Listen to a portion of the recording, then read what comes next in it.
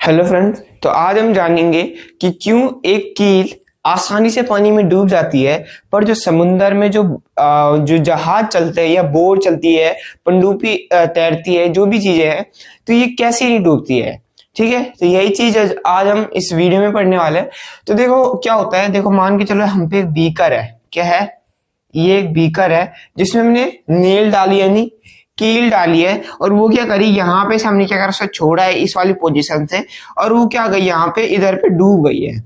ठीक है, क्या गई है? डूब गई है। पर उसी जगह मान के चलो ये क्या है, एक समुंदर है।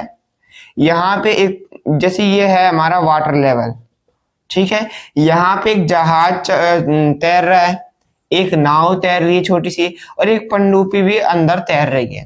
तो ये कैसे तैर पाता है? ये क्यों नहीं मतलब नीचे सेटल डाउन हो जाता है, जैसे कि एक नेल सेटल डाउन हो जाती है, वैसी जो ये शिप है सेटल डाउन क्यों नहीं होती? तो क्योंकि इनके जो निचले हिस्से में जो इनका जो बेस रहता है, उसमें क्या रहता है, छोटे छोटे गैस टैंक टाइप के भरे रहते हैं।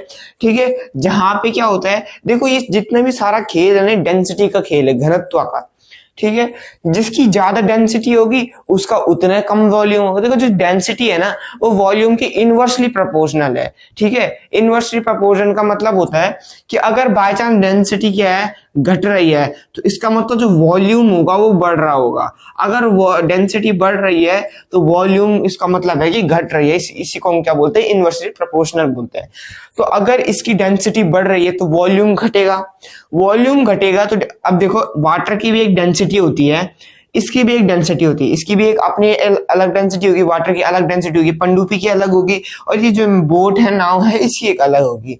ठीक है, तो क्या होता है, जब इसकी डेंसिटी इससे ज्यादा रहती है, क्या रहती है, इसकी डेंसिटी पानी से ज्यादा रहती है, और जो इसकी डेंसिटी जो निचला भाग रहता है, यानी जो बेस रहता है इसका, उसके क्या भरी रहती है, हवा भरी रहती है।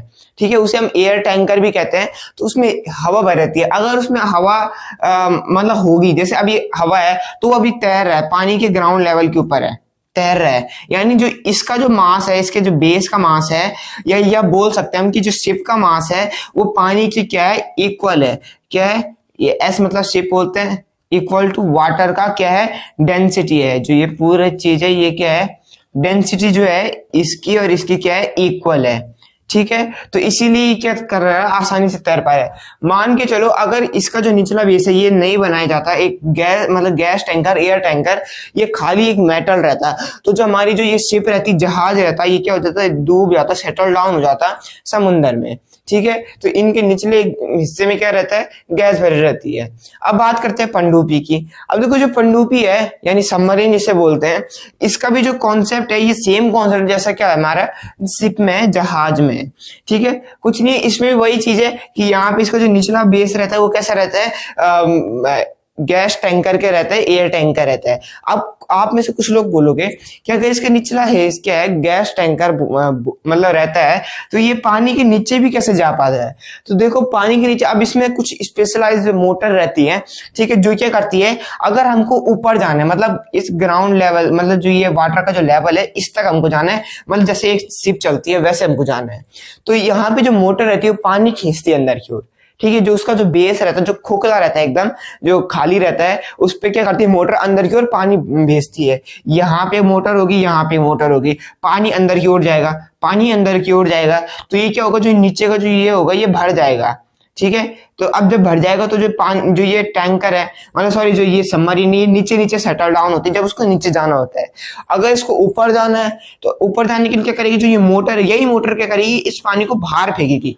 क्या करेगी? बाहर फेंकेगी। तो जब बाहर फेंकेगी तो यहाँ पे कुछ भी नहीं बचेगा।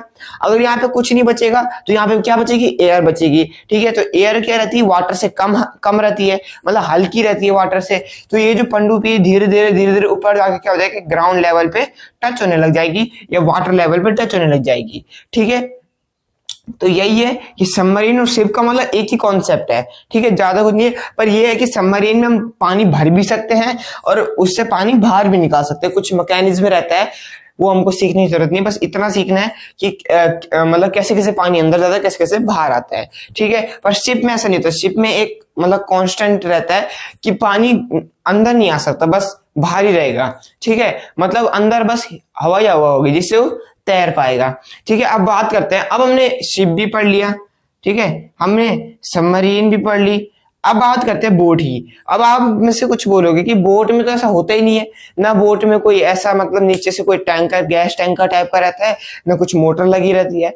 तो आप लोग बिल्कुल सही हो। इसमें होता क्या है कि जो ये जो मतलब बोट होती है किसकी बनी हुई होती है, लकड़ी की हुई है।